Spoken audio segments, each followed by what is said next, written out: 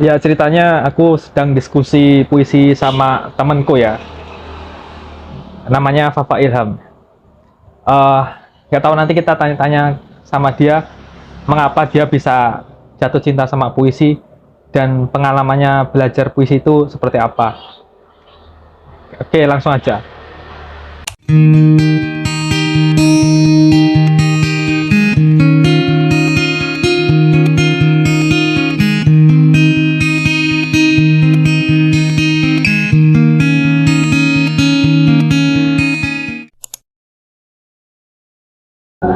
Mengapa tertarik belajar puisi, Pak? Aku tuh sebagai seorang yang susah untuk ngungkapin emosiku, perasaanku. Aku tuh susah sebenarnya. Kadang juga nggak berani cerita sama orang. Ya beraninya cuma sama orang-orang terdekat. Dan puisi itu bisa jadi semacam platform buat aku pribadi supaya untuk mengekspresikan perasaan, mengekspresikan keresahanku lah, baik itu yang ada dalam pikiran maupun perasaan. Saya ini orangnya suka overthinking soalnya. Apa itu puisi? Jadi puisi itu susunan kata-kata yang indah sih sebenarnya, yang kemudian menjelaskan fenomena, menjelaskan keresahan, menjelaskan apa yang ada di isi pikiran dan hati, tapi dengan pembawaan yang berbeda dengan percakapan ataupun narasi-narasi pada umumnya. Gitu. Terus apa lagi yang dipelajari? Apa lagi? Bagaimana pengalamannya belajar? Susah bro, asli. Jadi saya belajar dengan seorang penulis dan juga konten kreator YouTube ini juga gitu ya, Mas Hendy. Anjir. Waduh bro, pernah nggak sih kayak bikin puisi itu salah mulu gitu di mata dia gitu kan? Sumpah. Ya dari saya mengkaji puisi itu mencari makna, kemudian kreativitas bahasa, mengangkat fenomena, terus ya membuat kata-kata itu bisa ungkapannya enak gitu, sesuai dengan perasaan kita, sesuai dengan logika, sesuai dengan rima. Wah ribet lah urusan. Kompleks ya puisi itu. Kompleks banget. Dari itu otak saya agak kejang sedikit diracuni puisi-puisi dari Mas Hendy ini sudah. Rusak bro. Aduh ini kopi juga udah habis lagi, asem. Dan belajarnya sekarang sampai tahap mana? Saya sampai tahap mengungkap makna, terus menulis kata-kata dengan ungkapan kata yang baik, sensitif terhadap rima, logika, terus metafor-metafor juga itu saya pelajari juga sama Hendy, walaupun memang hasilnya saat ini cukup baik tapi tidak memuaskan. Pengalamanku nulis puisi dulu, aku sebenarnya dari kecil suka sih sebenarnya baca puisi kayak Khairul Anwar, W.S. Rendra, sorry, Spiko. Aku suka tuh baca-baca puisi mereka. Jadi aku cukup familiar dengan rima-rima puisi, ceritanya gitu. Terus beranjak ke SMA aku bikin puisi kontemporer. Waktu itu aku lagi suka-sukanya lagi baca buku Sutarji Kazum Bahri. Jangan kontemporer ya. Akhirnya saat itu aku tulis puisi berjudul sensor ya nanti ya. Sensor ya. Dan itu dibaca loh sama teman-temanku di sekolah.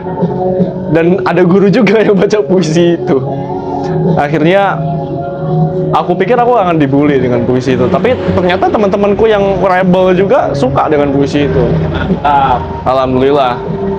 Dan kemudian masuk ke mahasiswa mulai vakum karena fokusnya nggak di puisi ya, fokusnya di kajian-kajian umumnya gitu ya, bahas tentang pendidikan, bahas tentang buruh dan lain sebagainya.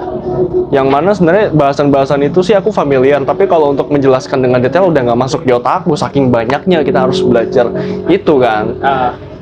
Terus sampai aku lulus, aku ke Madiun, ketemu sama Mas Hendy di Mukofi, dan akhirnya aku menumpahkan keresahanku dan mulai belajar kembali menikmati puisi dan membuat puisi. Karena sebelum kita membuat puisi, kita harus bisa menikmati puisi dulu. Asik. Pak, Saya mau nyolong buku tadi ketahuan. Mengapa anak muda harus berpuisi?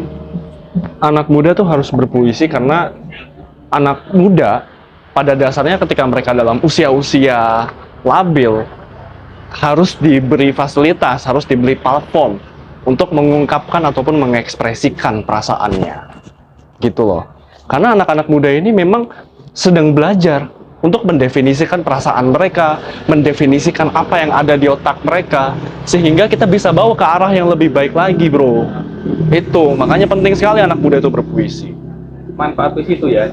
Iya, itu juga salah satu manfaat puisinya, supaya anak-anak muda zaman sekarang mampu dan bisa mengekspresikan apa yang dipikirkan, apa yang mereka rasakan dengan platform yang memang suitable, yang nyaman buat mereka. Terlebih lagi kan anak-anak zaman sekarang itu kan pola pikirnya udah mulai kritis ya, udah mulai maju, udah mulai cerdas. Terlebih lagi teknologi informasi yang mereka bisa dapat membuat mereka cepat untuk menangkap fenomena-fenomena yang ada, gitu sih.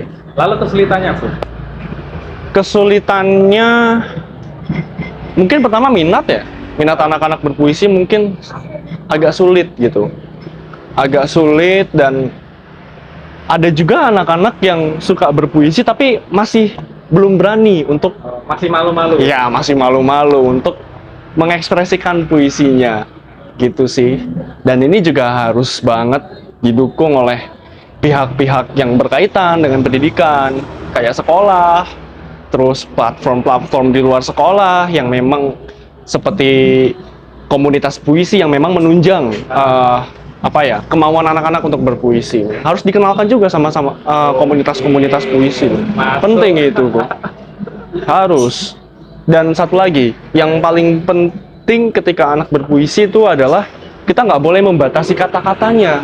Ya. Kita nggak boleh mengatakan bahwa wah, puisi kamu ini nggak sesuai dengan kata yang literal, percakapan umumnya. Ya nggak gitu konsep puisi, bro. Ya. Puisi itu adalah memerdekakan kata-kata. Asik. Jadi biarkanlah anak-anak itu berekspresi dengan kata-katanya, berkreasi, tanpa harus diintimidasi dengan lingkungan yang sangat strict gitu. Oke. Gitu. Oke, Pak. Penting itu.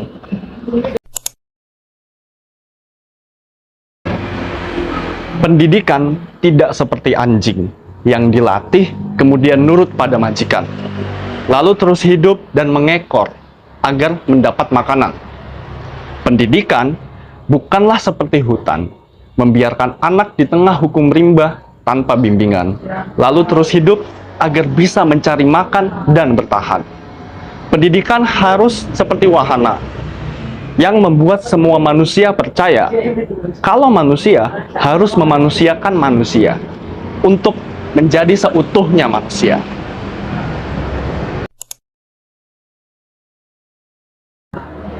Pak, gimmickmu anjing juga, bangsat juga. Kau yang ngajari, Cuk. Gila aja kau. Kau bener-bener bikin aku stres seharian ini belajar puisi. Wah, gila kau.